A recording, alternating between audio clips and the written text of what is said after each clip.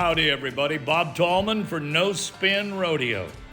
No politics, no BS, just hard-hitting news and rodeo commentary from two of the most trusted sources in our sport. Kendra Santos, Tommy Joe Lucia. Listen up. Here we go. Well, we made it. We made it to the end. Last day that we'll be right here by the really cool gold carpet, right by the Big Horse and Big Binion with the hat on, and across from the Coronado and South Point. Again, we are welcome to episode 17, and we want to thank Ryan Growney and Mr. Gahn for hosting us. And Kendra's pretty bright-eyed. Greg doesn't look like he feels great. So that's kind of the... I'm ready. I'm ready for it to be done. Oh, I'm way ready to go home. I don't know. I have mixed feelings because part of me, if I had the chance to sit there every night of the rest of my life, I would spend those 2 hours. I know you would do it. But see, that's why you are rodeo passion here. I love it, but I'm ready to go see my grandson. I'm ready to go home. So. I love home too, and I've got some wonderful, happy faces there. How's the house construction coming? Are you gonna? Did you turn all the water off and make sure that you don't go back to water? It has nothing to do with that. There was a pinhole leak in the wall, like from when we built the house 25 years ago. So there was nothing. There was no water and nothing in it. My house is on the hill, no water. It wasn't because of a storm. It was just one of those things. And I don't know what I'm going to see. I've been living in the nose of Lane's horse trailer, so we'll see what I see when I get home. But Lane and Jane have been busting their butts to get KK back in her house in time for Christmas. And Taylor's coming home, so I'm super excited. So you're KK? I'm KK. I started out, before Asher could talk, as Grumps. That was my choice. Thought it was a cool one. And he's converted it to Tumps now, which kind of fits my body style. So we're going to go with Tumps because I am, in his world, Tumps. Tumps and KK. Well, KK was my childhood nickname, and my uncles and my dad and my mom, everybody called me that, and it's short for Kendra K. And so I thought, circle of life, let's just go on back. So cool. Anyway. Greg, you're a grandpa. What's yours? Bop, bop. Papa. Bop, bop. Bop, bop? Bop, bop. Oh, bop, bop. Yep. Kind of a Blippy Papa crossover there. Exactly. How many of our viewers know what Blippy is? Do you know what Blippy is? No. Okay, well, just check out my Facebook. I dressed like him. It's Asher's favorite human. Oh. He's a quasi-weird guy, wears really weird clothes, but it's really kind of boy stuff that he does, so it's cool. But anyway, let's get into NFR round 9. You've got your day sheet. This is what in case you're watching, this is it. It's got everything on it. That's her notes. I have sheets like this for every day, so I guess it would be, tonight will be number 370 because I started in 87. Do you keep them all? Really? As Isn't my that kids cool? can attest, I have every day sheet since 1987. Now that's cool. There's going to be a heck of a bonfire when I die. That should be a book. You should bind that. Bind it and sell it. As long as you know that all your notes, you don't. No, I don't think so. I wouldn't want to have to screen them or censor them. But one thing I'll say before we start talking about last night's rodeo is, when I say like the stories come to me, this is a typical thing that Kendra moment that went on more than a moment last night. So the two people that I've really just noticeably absent for me this year that I've so missed watching have been Casey Field and Jade Corkill. And I texted Jade's grandpa, Pops, Bill Corkill, their patriarch. He passed away on Wednesday, and we're all, blowing and going on a doubleheader here at the NFR. But, Jade, their family is very, very tight. And, Pops and Bun Bun are, I've camped at their place before with my kids when we went to a rodeo, back when my boys were of age.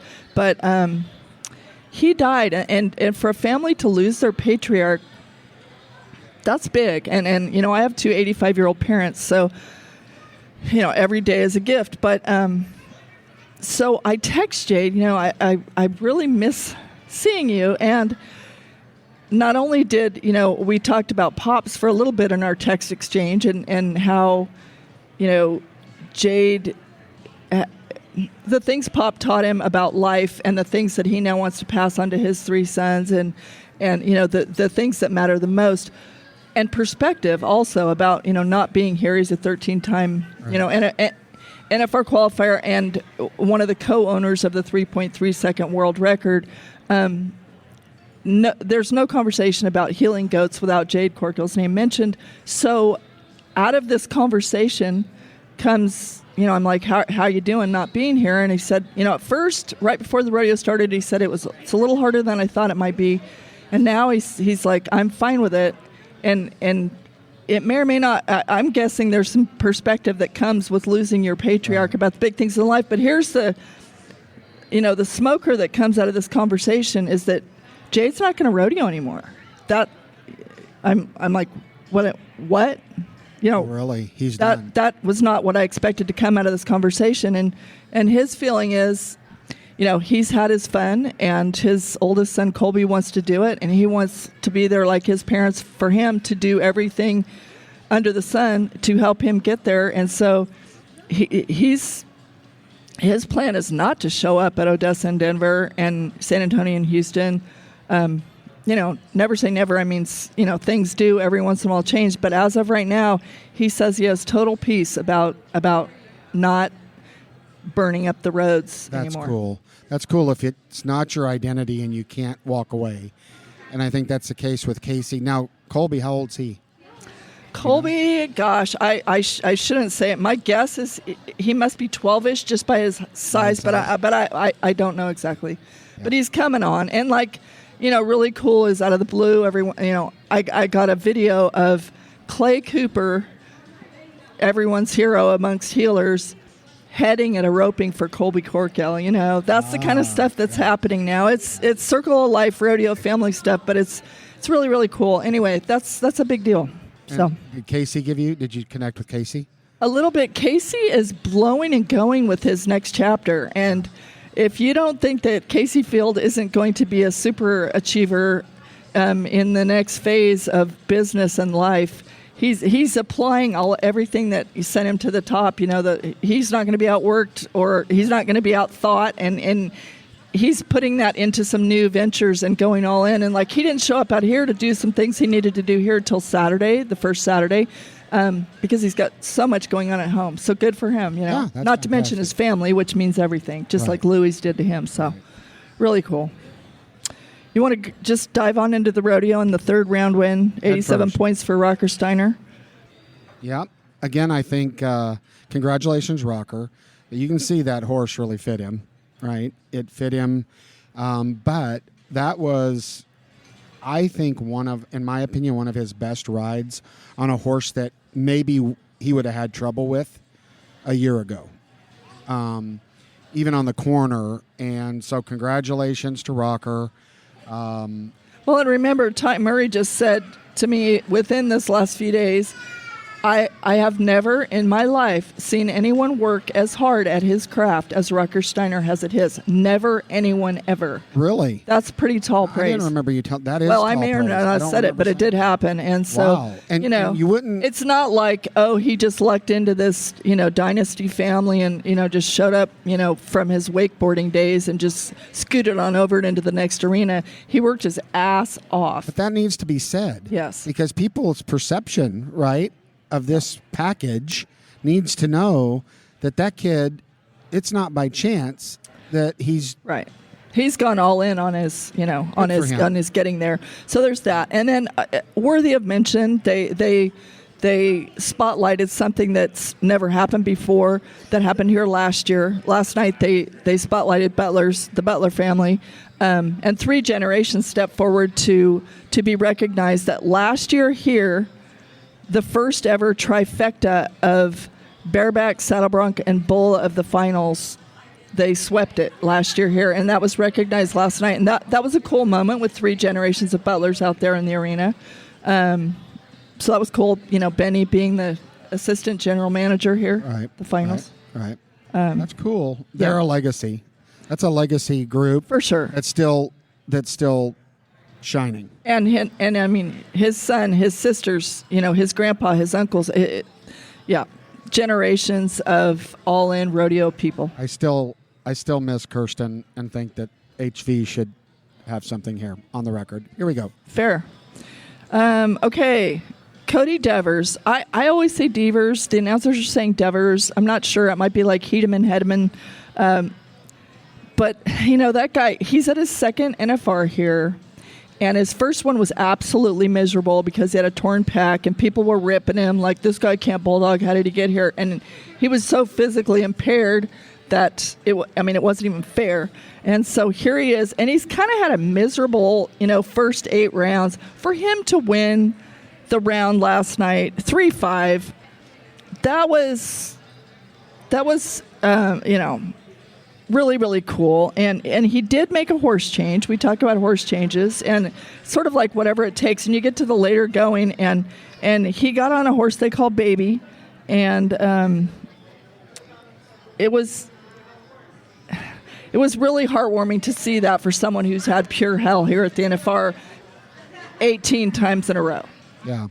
Well, and you kind of leapfrogged me, so I'm going to take a quick step back to the bareback riding to talk about the average and the world champion. So I kind of put notes here, and I've got battle, meaning you've got guys on 9 head, Jess Pope leading in the average with a 767, Keenan Hayes with a 760 on 9, and Saunier with a 756 on 9. So if you look at it, if one of these guys were to get thrown off, remember, one of these guys were to win a round and the aggregate, that's $100,000. So you can look at these current dollars, and if everything worked right, guy ahead of you gets chunked, you win first, you then win the average, that's $100,000. That gives you the big buckle. It's fun when it's not a done deal going into the 10th round. It's sort of like, this is why we play the game. Oh, no, and it's real in the bareback ride. And it makes it just amps it up a little bit more to be fun. If Jess does what Jess has done for 9 times now, he goes out there and he's in the top 3 to 5. He's got it. But stub your toe. So we'll keep going. And then in the steer wrestling, you've got Payne with a 40.7 on 9, Brown with a 42 on 9, Guy with a 43.5 on 9. So if you look at the world standings, really, Dalton Massey has this to lose. Right. And Dalton was late last night, which, this is his first finals, and he has bulldogged amazing. But, man, the start got him last night. But Don Payne, of course I sit with Oat, and Don Payne has been solid as a rock, and he's riding Trevor Nelson's horse, Dr. Pepper, that blaze-face horse, and his brother Grady is over there on the other side hazing for him. And that guy has been, here he is at his first finals, and he has just been on point. No major toe stubbings. Solid. Absolutely. Solid. Yes. Solid. Absolutely. Yep. So, anything else on the steer wrestling before let's we go rock? on into the steer twisters. Okay, so I just got a shout out. My friend, I call him Sharp Nose. In case you don't know, his name's Chuck Kite. Works for Servy. He's flanking. He thinks he's pretty cool. He's standing there with his thumbs in his pocket. Wisconsin boy. So good morning, Sharp Nose. Stuff's bucking. Not any help with the flank man there, but the stuff can evidently buck when you screw up. Good. We'll see you in Denver, champ. We're going to need animals on the finale, so don't start whining now. Okay, I'm sorry. Let's get back in. It's all good. Hello. So Big A and Todd, the hammer's in their hand in the average. If they stop the clock tonight, they're the average champs. And those guys, for being the front runners where all you have to do is catch now, they, you can't rattle those guys, but they have gone for it to win something in night after night and make their trip worth it here too. That's been there's an interesting thing that happens. Correct me if I'm wrong, but these guys are used to going for it, and then you get told all you have to do is catch. And we see this even on the different level at the World Series, right? Where all they got to do, they're the number one callback. They just got to make the same run that they make all the time, and they can't do it because I think the problem is, and Begay and them won't do it, you can't step out of that I got to win mindset. Right? I think then you get in this limbo area. Well, what everyone has said, forever here in that little building, to stay aggressive is your easiest, best, most consistent play, because if you miss the barrier, that those buck and shoots come really fast and it's easy to panic. And so what those guys realize, I remember Cody Snow's telling this. He grew up in the motorhome with Lane and Taylor and I quite a bit. But he said, he was winning all these rounds. And by the way, he roped with Jade Corkhill this year. We miss seeing him here too. But he said, when you get a start here, your throw is right there and it's easy. That's your easiest shot. Yeah. So Begay and Todd, they're, wily veterans straight out of the hills, and that point is not lost on them. But in the World Championship race, Tyler Wade and Wesley Thorpe, they call him T-Wade, and him and that bay horse are renowned for turning really fast steers in this building. And, those guys, 3-5 last night, won another round, and they took the lead in the world, right? And so let me check. I thought T-Wade I need to check. I thought that was right. Anyway, the team roping race has been nothing but fun. Tanner Tomlinson and Patrick Smith were 3-6 last night of note. After they set the NFR average record here last year, they haven't had the finals that they were looking for this year, but 3-6 was absolutely amazing. They are in the lead. They are now, but if you think about this, Begay and them are at 180,000. Begay's at 180,000. Let's take him with Clint Summers at 227. Again, with that $80,000 first place average, you put 80 on top of Begay's 180. That puts him at 260, right? 360. No. 260. 260. So. Well, I haven't had the time to burn up a calculator, but those guys, sure their math is smoking in their brains. And so, well, it seems I could, again, this is my first time to do a podcast and pretend like I know what I'm talking about. But it feels to me like if you give Begay $80,000 and he play, even if he doesn't place, I think they get the big buckle. It really depends on what Clint and Wesley do. So if they win $30,000 in that round. Yeah, it could be close. It's up in the air. When it's all said and done here, it's so fun. Or right before, like the tunnel those guys ride in and into every night is right outside the door, the back door of the NFR press room, which is the NFR press room is the UNLV practice basketball court down at the timed event end, and so fun is to step out there and these guys they know to the penny if this, and they're back there watching on this tiny little monitor and adjusting their game plan for round 10. That's cool. As it goes. Yes. And, some of them are, you can watch them. Luke Brown right now is thinking about the money he can win in the average, which, he's been really tough. But like last night, and sitting as I do every night this year with his family, he's thinking about the average now. Stop the clock. He was 6 last night. Intentionally, he's not going to hickey a horn. He's not going to, everything is like, hello. So that's what he's thinking. He's thinking about money. At some point when our podcast grows, Greg, we'll have a statistician like they do at the NBC NFL that's just sitting there, and we won't have to. Like you need a pretty big spreadsheet here. Uh-oh. We got video bombed by... Hey, I got a question for you. I learned yesterday. Talking to Flint Rasmussen. This is... Kendra corrected me. OG. What does that stand for? It's something about the original... But Gangster. Gangster. See, I went with goat, not He said correct. Old goat. It's original gangster? Yes. Yeah. Original gangster. So, hey. I just know OG. He said old goat. I said old goat. Not that would like, fit. No, you're wrong. Old and grumpy? Yeah. I don't know. I had to Google it. I'm not going to lie. But anyway. Good to see you. Good to I see knew you it guys. was an old goat. You guys go see him. Flint. Last show for him and Big Kurt. Head home. All right, here we go. So let's go move along to the bronc riding. Okay, so Zeke Thurston strikes again. That the pace on what was he, 88.5? Yeah. The 88. pace and on a Calgary Stampede horse, no less, Zeke being from Big Valley, Alberta.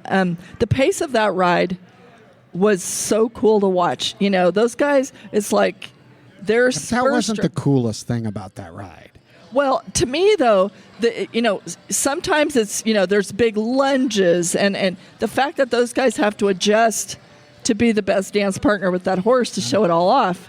In case you didn't notice, that Calgary horse stalled in the chutes. Oh yeah, he gave her the Zeke gut hooks. drops. So remember, you've got to mark that horse out. You got to have your feet up.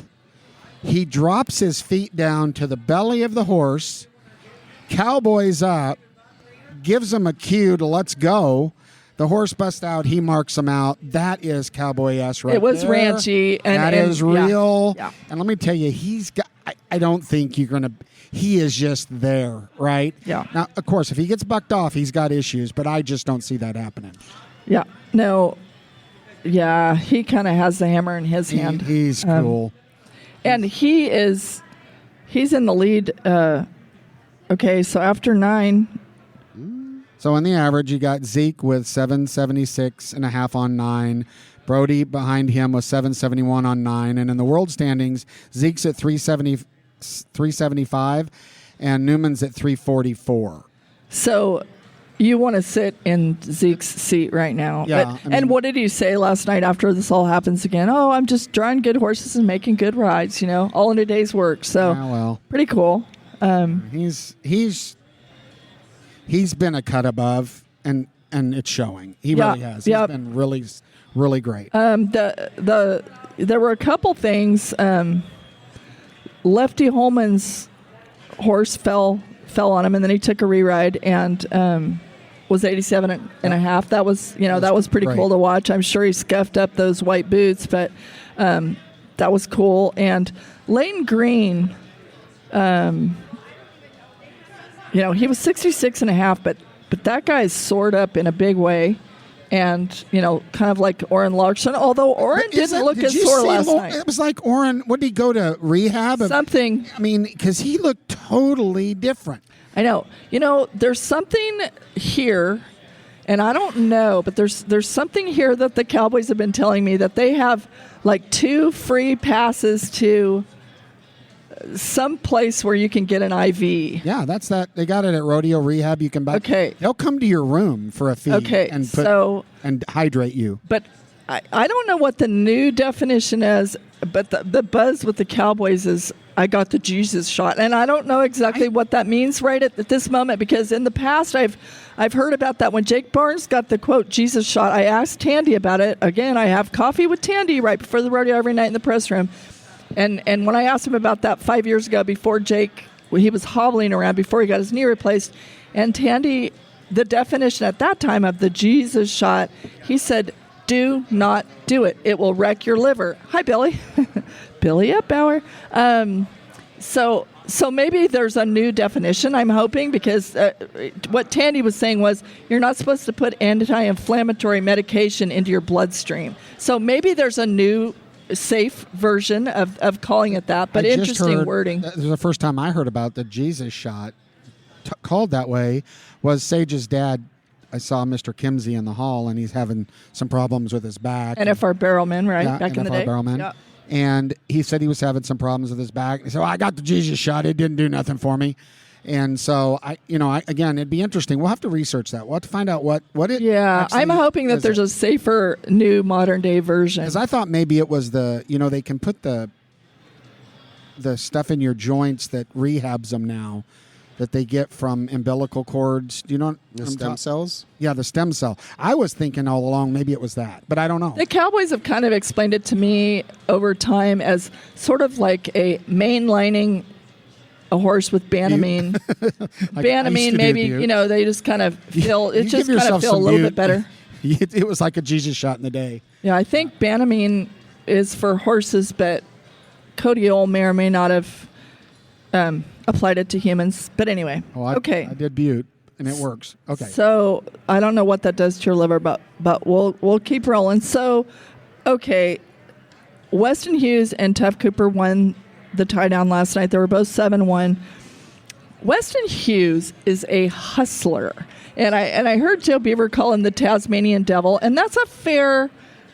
And you know what I think is so cool about that kid is, like, even if he needs to use 2 loops or his calf kicks or whatever it is, he's ingrained that he is never going to stop hustling to move forward, like with everything. You will never see him, slow down, throw his head back, whatever. And even if he's 23.8 seconds, when he's done, I know. It's like I'm going to finish hard. Absolutely. And somehow, some way, that's in his mind. His mindset is never stop moving and hustling and trying your heart out. And when you get one that will allow it, you're 7-1. And Tuff Cooper has been, a lot of people feel like his old self here this week, and he had a hiccup a couple nights ago, had a no time, but I was watching Tuff's run, and while it was happening, I'm not even contemplating that he's going to win anything. I mean, it looked so smooth, and then the time pops up, and I'm like, that was so much faster than I it caught me off guard. And just as when Ryder Wright and Kai Hamilton ride, my eyes, peripheral vision, I watch them, but my eyes stay on the back of that chute to watch Stetson jumping up and down like a crazy person. And when Tuff Cooper ropes, I have eyes from where Oat and I sit on Tiffany and his mom Sherry and baby girl True Fashion Cooper, who is aptly named and adorable.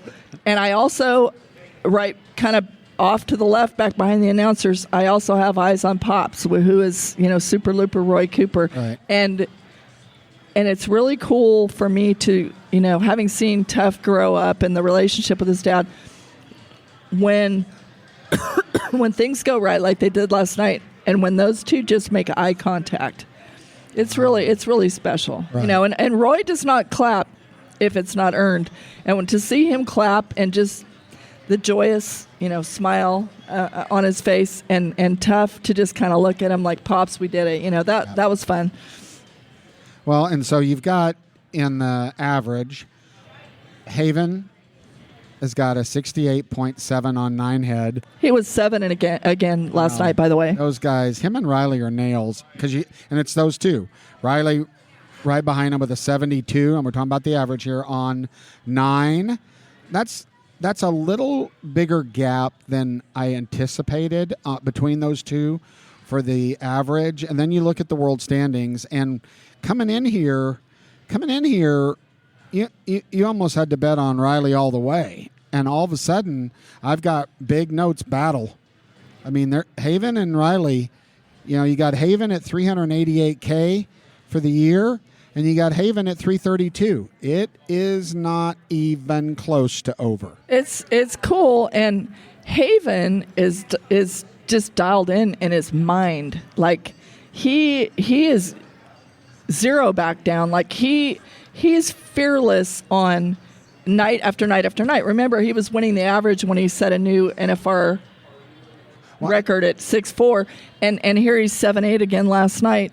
And remember also, Haven is one of the rarefied air few who, in 2019, he's the college champ. He's the rookie of the year, and he wins his first gold buckle, as a rookie. And that doesn't happen to very many people. No, rephrase. Not very many people are able to make that happen. And Joe Beaver's one of them, who made that happen. But Haven is not one to crack, and he's not.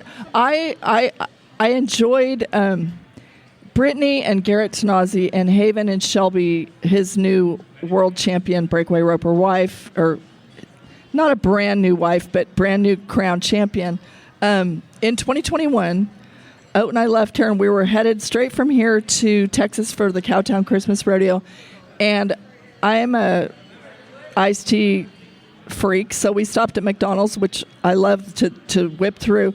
And in McDonald's, leaving here in 2021, there's Haven and Shelby at McDonald's, wiped out, no makeup, Just a dirty burger. clothes. Just give me a burger. Getting, and they had both finished second in the world. And I'm like, you guys, that was a pretty good week. And they're like, we were both second. We lost. Was their attitude. They were eating McDonald's hamburgers because second was not first. And so it's, now Shelby closed the deal, and Haven's not going to get left in the tracks without trying. So that's been super fun. Well, and I don't know the exact time that it will take, how fast he has to be tonight to set an all-time record in the average. Hanchy, I think, owns it, and Haven's all about it because he wants to place in the round and set that record and win the world. And so he's got his foot mashed to the floorboard. If you're not watching this battle between him and Riley,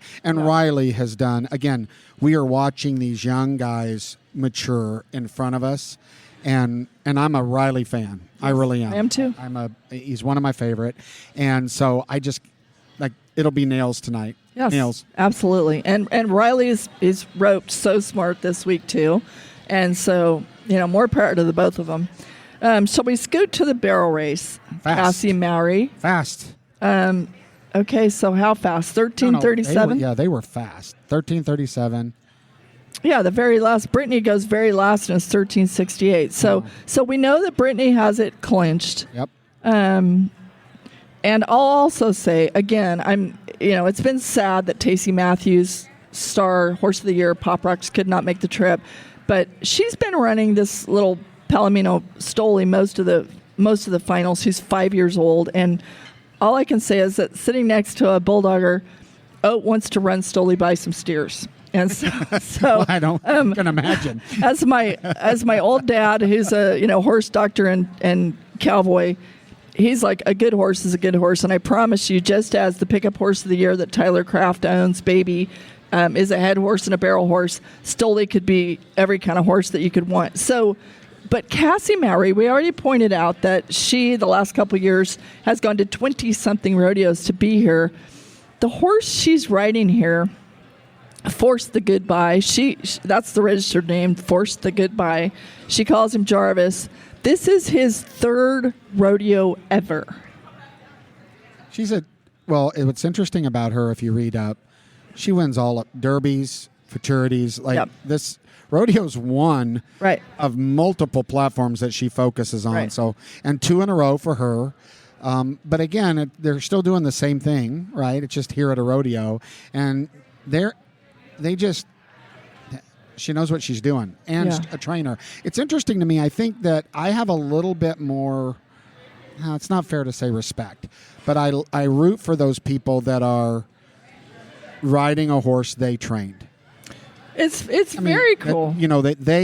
That they trained, and there's nothing against those that are getting on someone else's horse. I'm not right, but still, it's just a little bit of a more silver feather for me if that's happening. Yeah, it's very, very cool, and it's been so interesting. Chongo, Emily Beisel's Chongo has been an absolute stud, not literally, but a stud at the NFR, and she's won so many go-rounds on him. And Liza, her mare, has stepped up. Of course, she won Sioux Falls on Liza, but she rode Chongo, who's usually her go-to at the NFR, in the first round and the 9th round, and hit barrels both of those rounds.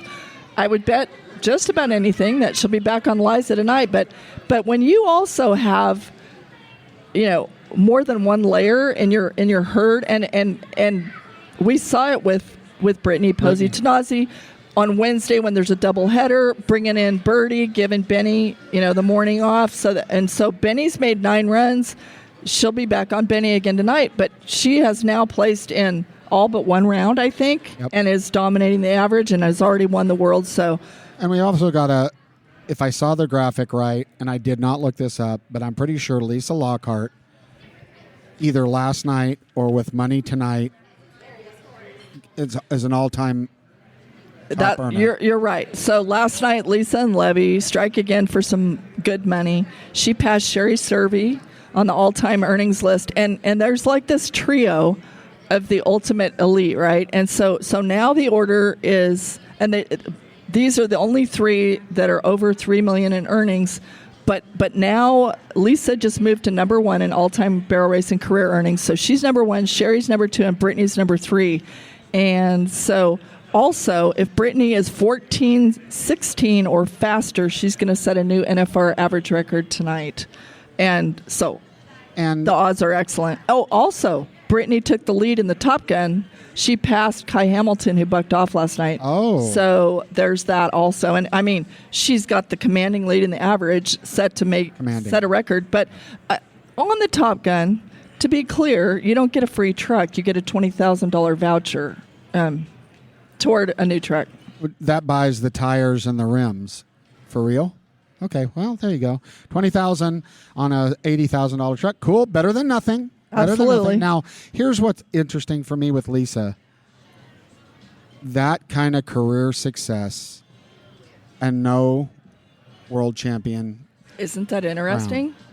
That speaks of her consistency like none other. It does, and I hope she keeps with it. I'd love to see her have that gold sometime.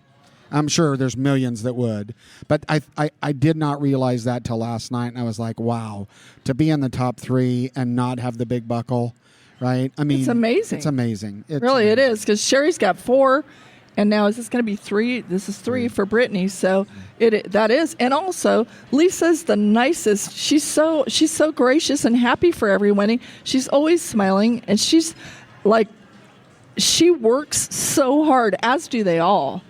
They're out there morning till after sundown. And again, I'm not, but everybody wants to say hi to Lisa, right? She's such, her good humanness just pours out, and it's so organic and authentic, and you don't have to wonder if she means it when she says, "What can I do to help you?" She's very happy to cheer for. She's great. And she's the first one to congratulate and hug Brittany for her gold buckle. You know, She's- that's just who she is. She's Top Gun for sure. Okay, so in the bull riding, we have the veteran, 89 points for Jeff Askey on Salt River's belly dump.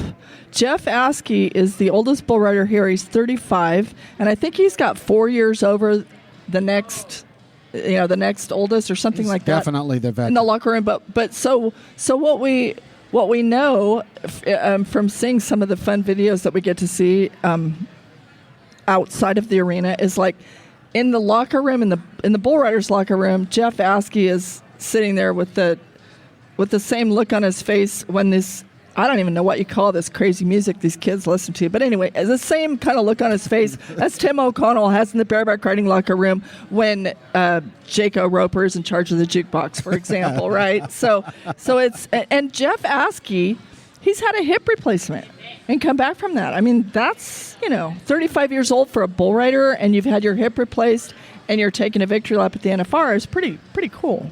Good to see him take some money home. You want these guys to take something home, right, with them. So good to see. But when we're looking, so we've got to look at this. The average, Kai Hamilton, 5:14 on 6. He's ridden 6 out of 9, and Sage with a 4:37 on 5. So it looks to me like nobody's taken the big buckle from Kai. Well, and there was a really it can scary happen. thing happened last night with Kai. The bull went down in the front, and when he got up, he caught Kai under his left, free arm with his head. Yeah, he rocked him over, over his head. It scared me. I was hoping, his shoulder was okay, whatever. The Justin Sports Medicine report did say, basically, Kai was hurting last night, but it was an aggravation of that broken rib, back from which round? Round 5? The helicopter knockout. The helicopter, yeah. Concussion So protocol. Anyway, if Kai Hamilton pulls this one off, this is going to be one for his grandchildren. Because if I had to predict, with the amount of adrenaline and what he showed that morning, yeah, he'll be nothing but spades tonight. Right, and then deal with it after. Right. Now, I thought the same thing. He just if you've ever had a broken rib, you can't sneeze wetting yourself. Right. These guys are getting on bulls, and then he takes a head to the same area. Right. And you could tell. Now, what worried me at first, and I saw Tandy trailing him.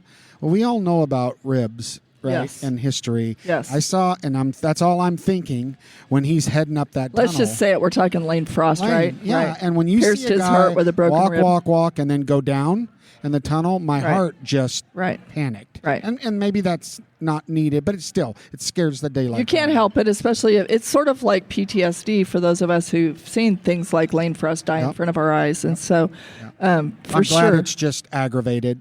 Yeah, Not- that's what they're saying. It wasn't like it displaced it or cracked it in half or anything like that. But I mean, the pain. Well, Anyway. that's our wrap up. So we will we're arguing about this, us two, us three, but really us two. So Kendra would like us to do a wrap up of the NFR next week. If you want us to do a wrap up, because Tommy Joe wants to take off until the first of the year. Suck it up. So if you're a no spinner and you want us to do a wrap up, I will commit. If there's, I will jump on your bandwagon if some no spinners reach out and say, we need this last wrap up. But in that, so that's debatable on what we're going to do here. I do want to, Dan Shaw, who's the chairman of the Utah Days of 47, I've been wanting to get this in for 10 rounds. He's on the Henderson City Council, so he's very well connected. And I thought this was interesting for us NFR people that are here. There's a couple interesting things that are happening in Vegas. One is they've approved, and there will be a high-speed rail 2 hours from LA here and back.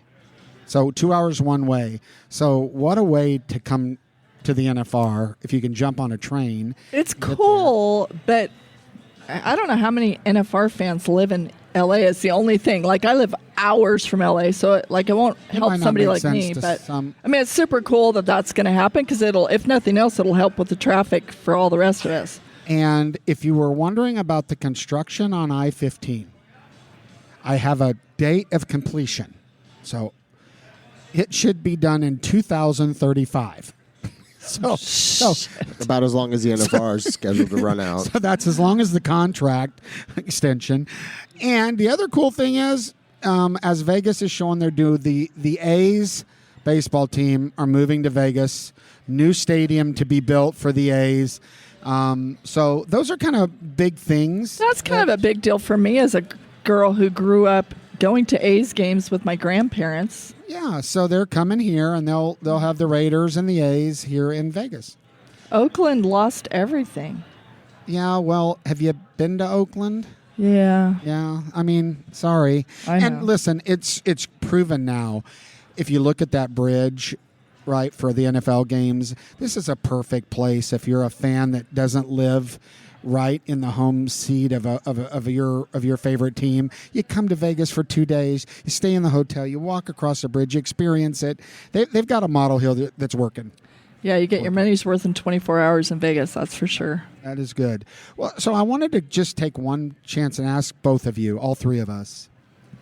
I'd like you to pick, and you can think about it, a moment in the last 14 days that we've all been here in Vegas. A moment, and it could be anything. It could have been in the Thomas and Mack. It could have been at the Shake Shack. A moment that you will carry home with you and think about when you're on your way home as you're reminiscing from the NFR. Greg, let's start with you. I had two that kind of stick with me. The first one was the breakaway, the second day of the breakaway. Just the amount, the girls just roping their hearts out, and the 1-7s, and it was just a good show to be part of.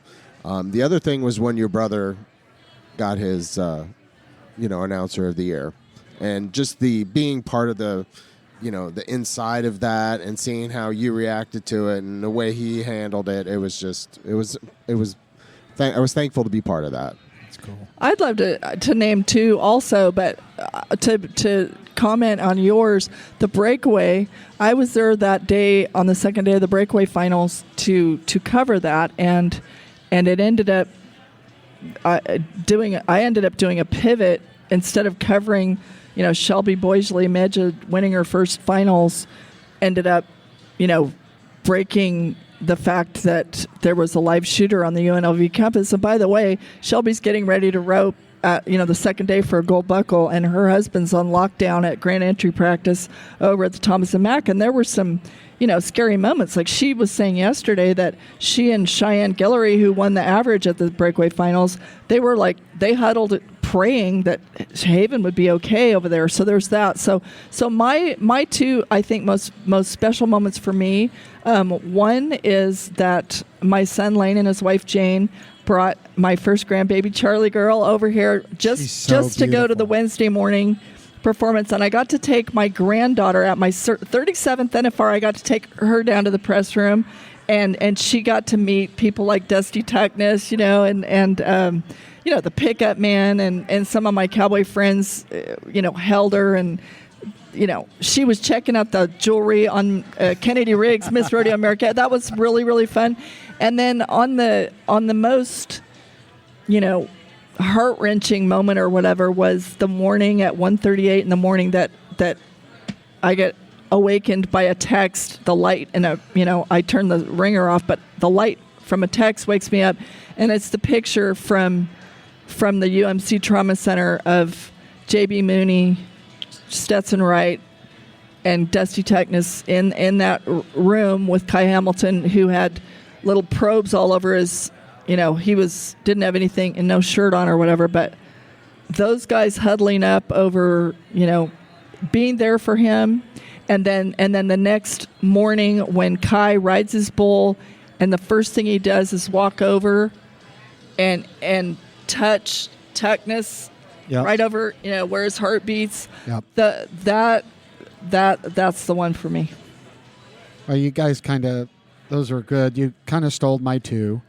So I had two also. One was when I got the call from Chase, my son, in the fan zone that, Dad, there's an active shooter here. What do we do? Same thing, right? I praise God that they were safe, and so I was scared to death, and that was one. And then, I produced the awards banquet, and I intentionally will not allow the PRCA to give me the winners, even though I produce it. And I tell them I don't want to know, because I can't tell you, since I've started producing it, how many of these folks call me and go, should we buy a ticket? We don't know if we want to come. Nah. And I want to be able to look them in the eye and say, I don't know. So with a little background on this, last year, Anthony says... Your brother. Yeah, my brother, Anthony Lucia. He was nominated last year. And again, I didn't know. And he said, do you think I'm going to win? And I said, no. Just like that. I said, this is your first time to be nominated. You're one of the younger guys in the game. It doesn't work that way here, politically, frankly, right? Sometimes people win because they've been there the longest, or they're the most recognizable name in the vote. So again, he's nominated this year, and he knows not to ask me, right? And I had the same mindset. It's not Anthony, like in my head, right? And I'm standing behind there calling the show, and Greg was on calling with me, calling the next feature, next thing that we got to do, because you're a couple ahead, and they announce it, and Greg probably heard me say on the comm, oh my God, right? And tears start going, and very, very proud of Anthony. And just like you said with Rocker, Anthony works his butt off all the time. And he loves this sport more. Like I would match him with you, Kendra, on just sheer passion about every part of this. And so Anthony winning Announcer of the Year, and thank God that I pray for the three that were tragedies in that shooting, and I'm very, very thankful, right, that it didn't spread further and there wasn't more loss of life. So those were my two moments. It was handled incredibly, and on a politically incorrect, I don't know if this is a comment or a question, but because I'm thinking it, I have to say it. it is curious to me that in recent years, the announcer of the year is not announcing the NFR. Just saying. Well, remember that the NFRC, there's a committee, that this is a rodeo that pays the prize money. Like the Las Vegas, they're the committee. They put the prize money up. The PRCA doesn't. So they decide who they want as personnel. And that's why I think that some of these positions at the NFR where they get buckles and stuff that are voted, right, and they're put in there, like the pickup men and things like that. And then there's some positions that the committee decides. Now, I'm just going to say it. You know, it's their choice. That doesn't always mean, I don't agree that they always have the best people in all the positions, but they have the best people for them, and that's fine. Yeah. But I think there's note taken and agree. Well, I mean, but it's their choice, and that's the way it goes. That's almost like the crossfire with Coleman Proctor. I would also love to mention another family here so Josh Hilton worked his first NFR as the music. Hambone Hilton worked his first NFR as the music man, and of huge note is the fact that his brother Andy, in a jumpsuit that says NFR and Preferred on the back of it, that looks like the coveralls my dad used as a horse vet my whole life. He pushed every single calf and every single steer so that everybody would get the fairest possible out here in the timed events.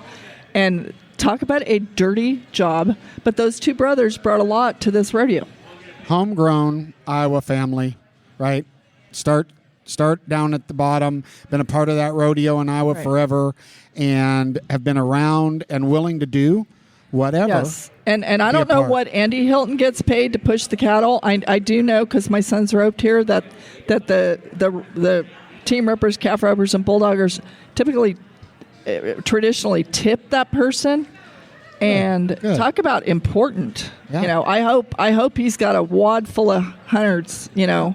So and I thought Hambone did a great job on music, you know, and that, you know, I had a conversation with Benji real quick. You know, you're looking at a guy that was there for 20-something years, and I think, you know, it's always hard. It's hard, right, if you're not there, just like you talked about the guys that aren't here, you know, experiencing that. And my comment to Benji is that takes nothing away from what you are and what you've been, right? You know, Benji's great. One of the best ever. So is Hambone. You know, I think there's four guys, and from the music perspective, we have that are definitely talented enough to be at the NFR, and equally so with announcers. I'm starting to show my age also on the music, because I listen to a lot of it. And for years, I would watch the old timers and laugh because they'd bring like earplugs and stuff because the music is so loud. And as we keep evolving with the music, I don't even know what to call the music is that they play like in those locker rooms. I don't even know what it is, but I'm like classic rock and roll. I'm showing my age, but well, me too. And Hambone's style is I say he's a little heavier. It's a little more steel, but that's a little more what current players like, and it's different for me. It's different, and it's hard as a producer, right? You have to evolve into stuff that we keep evolving, but right, and so it's hard, but it's different. But that doesn't mean it's bad. Right. And by the way, every little step that we as a group take towards embracing our heritage and experiencing the future is growth. Both growing and preserving at the same time. Right. Hard to do. And it's always impossible to make everybody happy on every single tiny detail. But as long as we keep raising the rodeo bar for the sport, keep those payoffs going up and keep doing, the people that keep track of that performance to the second, and then those pre and post production meetings, like it is the well-oiled machine that is this rodeo is like none other. And hats off to Alan Reiheimer, the GM, their staff and crew. I was just, when you were saying that, I'm like, I should shout out those, all of them, all the way, we brag on Randy the Dirt Guy, but Alan manages everybody, and every single piece of this thing is at a level of Super Bowl. Sorry, but it is. It's done right. It's done well. It's well managed. And by the way, the attitudes and culture are great out there, which I like too. I like seeing people that are happy to be there, right? And that feel like they're managed in that they have the ability to go out there and do it, and Alan does that with them. So great job. It's a everybody. privilege for all of us to be a part of this, and to get to be down in those tunnels and to pass the contestants and the stock contractors, and there are the things that's like, I walked the first day every year when I walk down that tunnel that goes, the hallways, you go from the press room and around the hallway, around the corner, there's the stock contractors room. Then you turn the corner, you pass the Justin Sports Medicine room. And when I walk down that little tunnel that leads to the back of the rough stock chutes, the buck and chutes, I see that stretcher sitting there, which is always sort of haunting to me that it's right there where it's, where they position it. And I see that trash can, and all I can think is that's the trash can that for all those years, bullfighting great Joe Baumgartner before the bull riding every single night would stop and puke in that trash can before he ran into that arena every single night. And these are the flashbacks that are special, but the access we have is just to be absolutely treasured, and I'm so grateful. I am grateful, and I would be amiss if I didn't shout out to my Piranha team. Greg Teagarden, who sits there. This isn't all that he does. We've done 6 different events, including the Fan Zone. Oh, look at her putting her. That's for you. That's one of your gifts. It's for Oat, actually. I don't know that it'll fit his log, but anyway. Head. Anyway, shout out to Greg. Does 8 or 10 things. Shout out to my team: Rusty Bradbury, Tyson, all of my team: Andy Jensen, Jamie Brown. Between you guys are the 24/7 crew. Yeah, between World Series and PRCA Fan Zone out front, and all the breakaway and the awards banquets. Hats off to the Piranha team. And thank you for the VIP treatment given to these contestants, wives, moms, girlfriends at the back number ceremony, not to be overshadowed by every single 1,058 things that you've done here this week, but that was so appreciated. They're grateful, and we're hoping that that's a new long-standing tradition. Tip of the airborne to you. You betcha. Well, that's it for us here at Live in Vegas. Thank you all for joining us. She's cool. He's cooler. I'm Tommy Joe. Y'all be blessed. Remember what Christmas is all about. There was a baby Jesus that came for us. Y'all enjoy the holidays. Kiss the ones you love. We'll see you maybe in a week. You better let us know. That's it for No Spin Rodeo. Thank you.